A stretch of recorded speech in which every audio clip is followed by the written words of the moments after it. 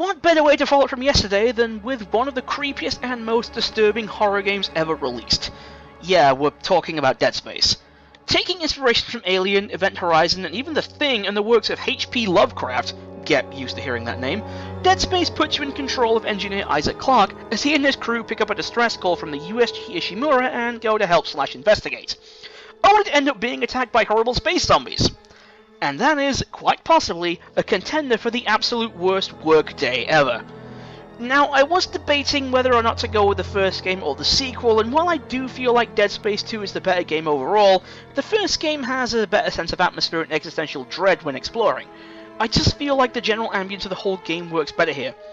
The mechanical and industrial groaning and creaking of various parts of the ship works against you, as you never know if it means something's going to jump out at you, or whether it's just general ambience.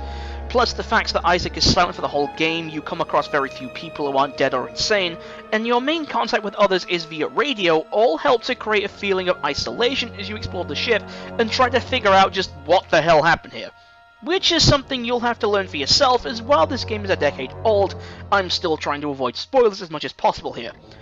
As for the gameplay side, the main enemy you'll be facing, the Necromorphs, goes against your traditional zombie game, and shots to the head or center of mass do, well, they don't exactly do much.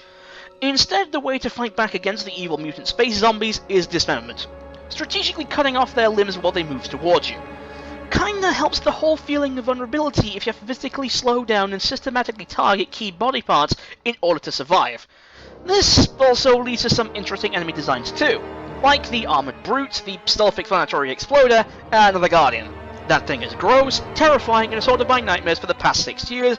Get it away from me! Honestly, aside from the last 2 portions of the game dropping the ball a bit, with the final levels feeling like a bit of a slog and the final boss being way too easy, it's still a solid experience and holds surprisingly well more than a decade after its original release.